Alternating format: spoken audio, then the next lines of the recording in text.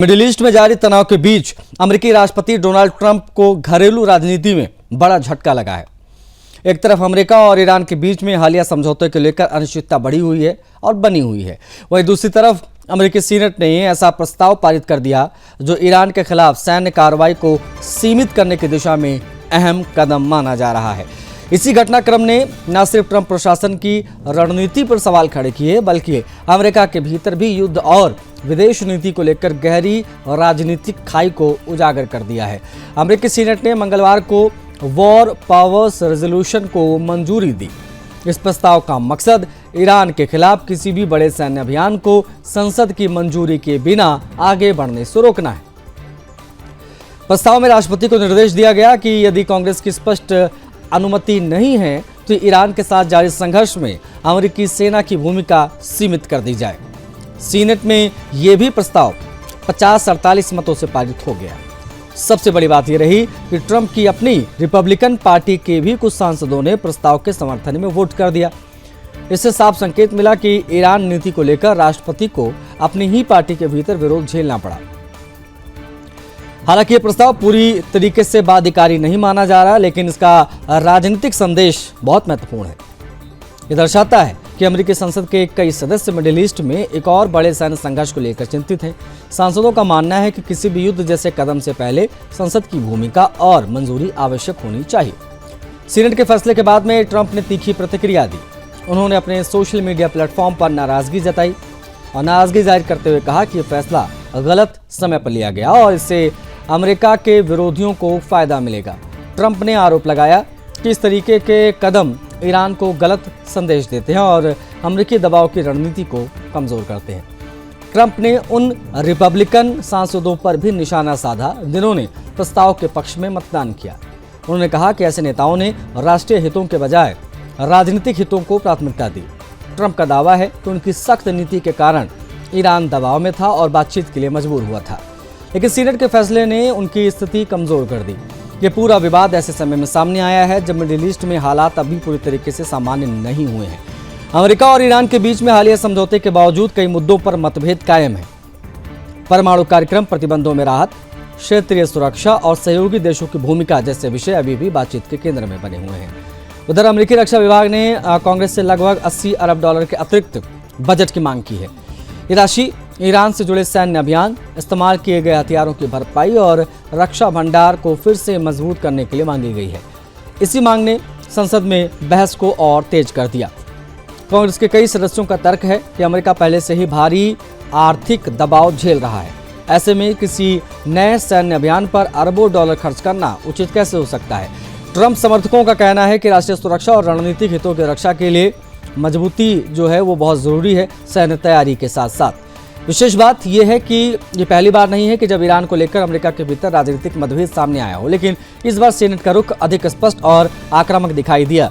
इससे संकेत मिला कि मिडिल ईस्ट नीति को लेकर राष्ट्रपति को संसद से स्वतः समर्थन मिलने की संभावना अब कम होती दिखाई दे रही, क्योंकि ट्रंप की पार्टी के भी कई सांसदों ने पक्ष में वोटिंग किया विपक्ष के। तो ये अपने आप में बहुत ज़्यादा चिंता में डालने वाली स्थिति है डोनाल्ड ट्रंप के लिए। और दूसरी तरफ वॉशिंगटन में राजनीतिक संघर्ष भी तेज है। ट्रंप प्रशासन ईरान पर दबाव बनाए रखने की रणनीति पर कायम है, जबकि संसद का एक बड़ा वर्ग सैन्य विकल्पों पर नियंत्रण चाहता है। यानी मिडिल ईस्ट के मोर्चे पर अमेरिका बाहरी चुनौतियों से जूझ रहा है, साथ साथ में बाहरी चुनौतियों के साथ घरेलू जो चुनौतियां हैं, आपसी जो टकराव है वो भी किस दिशा में जा रहा है और किस दिशा में जाएगा, ये भी आने वाले दिनों में समझ में आएगा।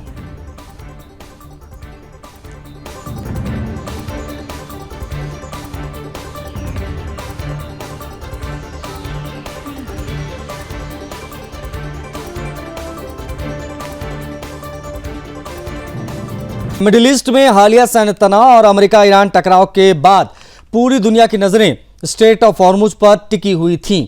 आशंका जताई जा रही थी कि यदि ये समुद्री मार्ग लंबे समय तक जो प्रभावित रहा वो वैश्विक ऊर्जा बाजार में बड़ा संकट खड़ा करेगा।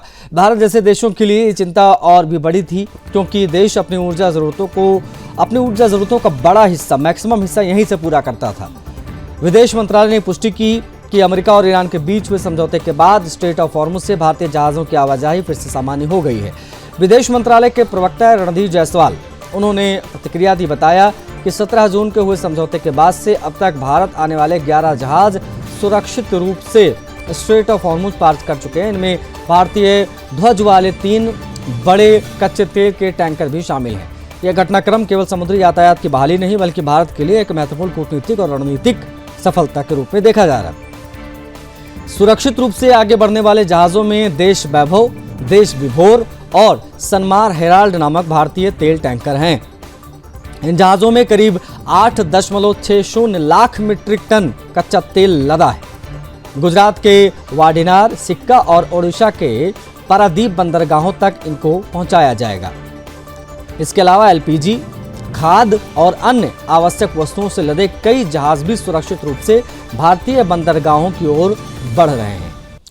विदेश मंत्रालय के अनुसार वर्तमान में 10 भारतीय जहाज पर्शियन गल्फ क्षेत्र में मौजूद हैं, जबकि 2 अन्य टैंकर खाली क्षेत्रों में प्रवेश कर चुके हैं। इससे संकेत मिलता है कि समुद्री मार्गों पर भरोसा धीरे धीरे बहाल हो रहा है और व्यापारिक गतिविधियां फिर से सामान्य गति पकड़ रही हैं। भारत के लिए इस घटनाक्रम का महत्व इसलिए भी बढ़ जाता है क्योंकि देश अपनी कुल तेल जरूरतों का लगभग 80 से 85% हिस्सा इसी रास्ते से पूरा करता है।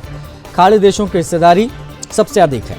हॉर्मुज दुनिया के सबसे महत्वपूर्ण समुद्री व्यापार मार्गों में गिना जाता है, जहां से प्रतिदिन लाखों बैरल कच्चे तेल की आवाजाही होती है।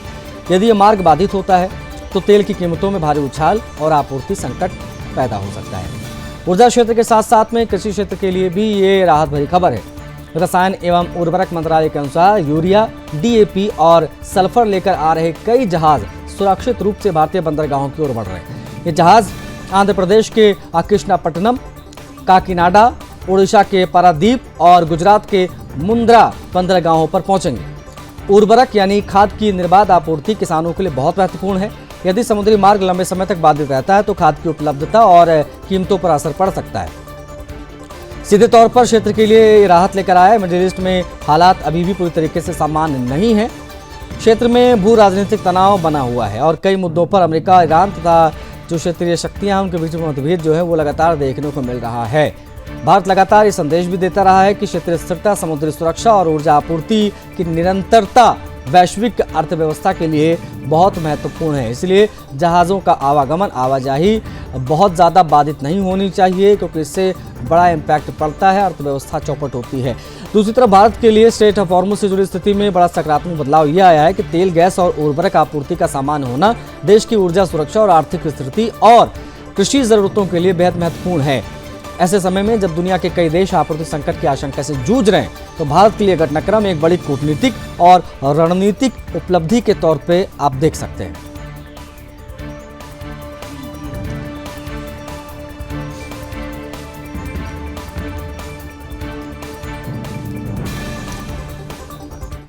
बढ़ेंगे आगे। इजराइल ने एक बार फिर से मध्य पूर्व में तनाव बढ़ा दिया है। इजराइल मानने को तैयार नहीं है।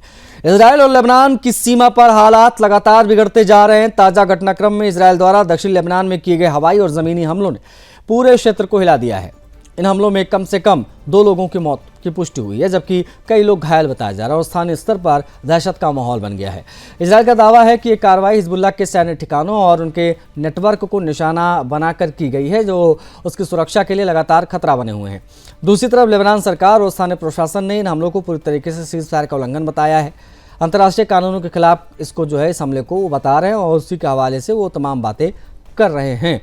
बता आपको ये दें कि स्कूल, बाजार और स्थानीय व्यापारी सब प्रभावित हो रहे हैं। सामान्य जनजीवन पूरी तरीके से बाधित हो गया है इन लगातार हो रहे हमलों की वजह से। हिंसा की आशंका से इनकार अभी भी ये नहीं कर सकते।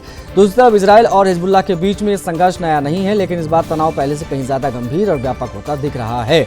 दोनों पक्ष एक दूसरे पर लगातार हमले कर रहे हैं। जवाबी कार्रवाइयों को दौर दिखाई दे रहा है। अंतर्राष्ट्रीय विशेषज्ञों का मानना है कि अगर ये संघर्ष इस तरीके से बढ़ता रहा तो ये विवाद भी और बढ़ता चला जाएगा और ये जो शांति बहाली की चर्चा हो रही है, ये शांति बहाली चूल्हे में चली जाएगी। स्थितियां जो हैं वो दिन प्रतिदिन बिगड़ती जा रही है। लेकिन जमीनी हकीकत ये भी है कि हालात लगातार बिगड़ते जो जा रहे हैं उससे कूटनीतिक प्रयास अभी तक प्रभावित होते नहीं दिखे हैं। इस बीच नागरिकों पर बढ़ता दबाव, विस्थापन और डर का माहौल इस बात का संकेत है कि संघर्ष अब सिर्फ सैन्य टकराव तक सीमित नहीं है, बल्कि एक मानवीय संकट का रूप ले चुका है। कुल मिलाकर इजराइल और लेबनान की सीमा पर बने ये हालात पूरे मध्य पूर्व के लिए गंभीर चेतावनी है और अगर जल्द नियंत्रण नहीं पाया गया तो संकट और बड़े युद्ध का रूप ले सकता है, जिसे न सिर्फ क्षेत्रीय बल्कि वैश्विक सुरक्षा और स्थिरता पर भी गंभीर असर छोड़ सकता है।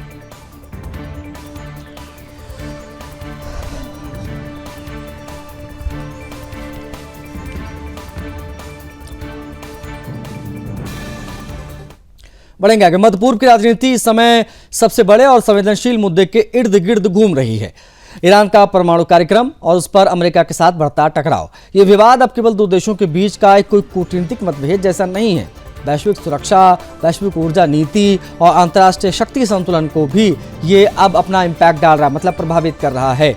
एक तरफ अमेरिका और उसके सहयोगी देश ईरान पर परमाणु गतिविधियों को सीमित करने और अंतर्राष्ट्रीय निरीक्षण व्यवस्था को स्वीकार करने का दबाव बना रहे हैं, तो दूसरी तरफ ईरान लगातार इन दावों और समझौतों को खारिज करते हुए अपनी संप्रभुता और अधिकारों की बात कर रहा है। इससे स्थिति और अधिक जटिल हो जाती है।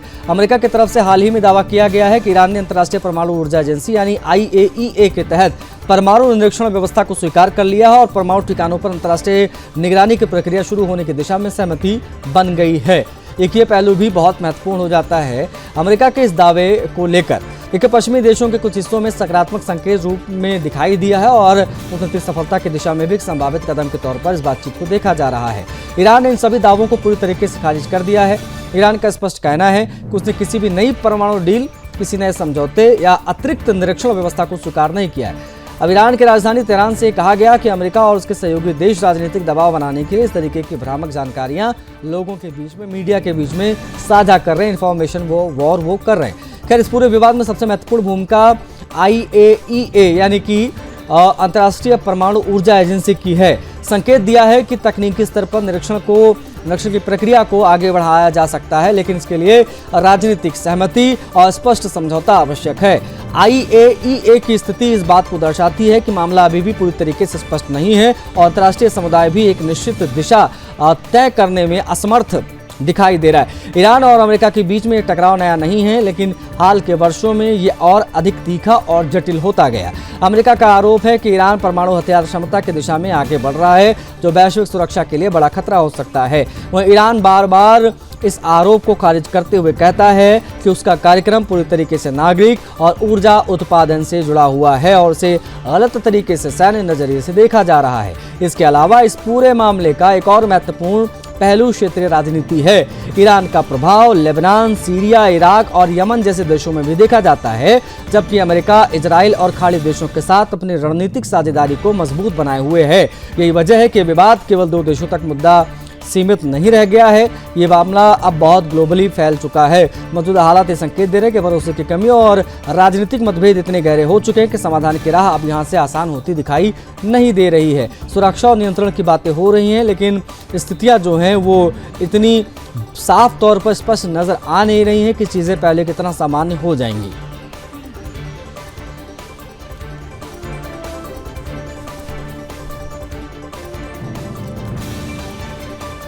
पाकिस्तान की ओर से एक बार फिर से युद्ध की धमकी दी गई है, ये खबर भी जान लीजिए। भारत ने इस बार भी संयम, तथ्य और कूटनीतिक मजबूती के साथ जवाब दिया है। पाकिस्तान के रक्षा मंत्री ख्वाजा आसिफ ये लगातार गीदड़ भभकियां देता रहता है। ख्वाजा आसिफ ने सिंधु जल संधि को लेकर भारत के खिलाफ सैन्य कार्रवाई की चेतावनी दी है। उन्होंने कहा था कि अगर पाकिस्तान की जल सुरक्षा को खतरा हुआ तो उनका देश युद्ध का रास्ता अपनाएगा। लेकिन इस बयान के बाद भारत ने जो प्रतिक्रिया दी, उसने पाकिस्तान के आरोप और पाकिस्तान के दावों को की हवा निकाल दी। विदेशी मंत्रालय के प्रवक्ता रणधीर जायसवाल ने पाकिस्तान के बयान को पूरी तरीके से खारिज किया और कहा कि इस तरीके की बयानबाजी पाकिस्तान की अपनी विफलताओं को छुपाने की कोशिश है। भारत का कहना है कि पाकिस्तान अपने कब्जे वाले कश्मीर यानी POK में पैदा हुए असंतोष और विरोध प्रदर्शनों और मानवाधिकारों से जुड़े सवालों पर ध्यान दे और उससे शायद वो ध्यान हटाना चाहता है। इस प्रकार की बातें वो इसीलिए कर रहा है। बार बार भारत विरोधी बयान वो इसलिए दे रहा ताकि लोगों का ध्यान POK से हट जाए। भारत ने अपने जवाब में केवल पाकिस्तान के बयान का खंडन नहीं किया, बल्कि POK की स्थिति को भी अंतर्राष्ट्रीय मंच पर प्रमुखता के साथ उठाया। विदेश मंत्रालय ने कहा कि POK में आर्थिक शोषण, प्रशासनिक दमन और मौलिक अधिकारों के हनन के खिलाफ लोग लगातार आवाज उठा रहे हैं। वहीं जनता सरकार की नीतियों के विरोध में सड़कों पर उतर रही है, लेकिन पाकिस्तान इन आवाजों को दबाने में लगा हुआ है। भारत ने आरोप लगाया है कि POK में विरोध प्रदर्शन को रोकने के लिए आवश्यक वस्तुओं और दवाओं की आपूर्ति बाधित की गई। कई क्षेत्रों में इंटरनेट सेवाएं भी बंद कर दी गई हैं। इस प्रकार की बातें जो है भारत की तरफ से कही गई हैं। POK पर ध्यान भारत के ब्रीफिंग में रहा। भारत ने कहा कि पाकिस्तान को पहले अपने कब्जे वाले क्षेत्रों में हालात सुधारने चाहिए, बजाय इसके कि वो भारत के खिलाफ युद्ध जैसी बातें करे और इससे माहौल खराब होता है। दरअसल भारत का ये जवाब केवल एक कूटनीतिक प्रतिक्रिया नहीं है, बल्कि पाकिस्तान की उस रणनीति पर सीधा हमला है जिससे वो हर आंतरिक संकट के समय भारत का नाम लेकर घरेलू मुद्दों से ध्यान हटाने की कोशिश में करता है। भारत ने साफ संकेत दे दिया है कि वो इस तरीके की बयानबाजी से प्रभावित होने वाला नहीं है और इस मुद्दे का जवाब तथ्य और अंतर्राष्ट्रीय मानकों के आधार पर ही वो देगा। विशेषज्ञों का मानना है कि पाकिस्तान इस समय आर्थिक संकट, राजनीतिक अस्थिरता और आंतरिक विरोध जैसी कई चुनौतियों का सामना कर रहा है। ऐसे में भारत के खिलाफ आक्रामक बयान देना वहां की राजनीति का एक परिचित तरीका रहा है। लेकिन इस बार भारत ने जवाबी बयान में सीधे पीओके का मुद्दा उठाकर पाकिस्तान को रक्षात्मक स्थिति में लाने की कोशिश की है। भारत ने अंतर्राष्ट्रीय समुदाय से भी अपील की है कि पाकिस्तान को उसके मानवाधिकार रिकॉर्ड और नीतिगत विफलताओं के लिए जवाबदेह ठहराया जाए। विदेश मंत्रालय का कहना है कि दुनिया को यह देखना चाहिए कि पीओके में लोगों के साथ कैसा व्यवहार किया जा रहा है और वहां लोकतांत्रिक अधिकारों की स्थिति क्या है। अब सबसे बड़ा सवाल यह है कि क्या पाकिस्तान की युद्ध संबंधी बयानबाजी केवल राजनीतिक संदेश है या इसके पीछे कोई बड़ी रणनीति भी छिपी हुई है। क्या पीओके में बढ़ता जन असंतोष पाकिस्तान सरकार के लिए नई चुनौती है और क्या भारत द्वारा उठाए गए मुद्दों पर अंतर्राष्ट्रीय समुदाय को प्रतिक्रिया देगा। यह अपने आप में बहुत बड़ा सवाल बनकर रह गया है, क्योंकि आक्रामक भाषा के बजाय कूटनीति और तथ्य आधारित जवाब दिया गया भारत की तरफ से। और भारत ने संदेश देने की भी कोशिश कर दी है कि वास्तविक मुद्दा युद्ध की हवाबाजी नहीं है, आपको फोकस पीओके पर करना चाहिए। और शायद सरकार ने यह भी इशारा किया है कि पीओके के बहाने, पीओके के मामलों को छुपाने के लिए इस प्रकार की बातें पाकिस्तान की तरफ से कही जा रही हैं।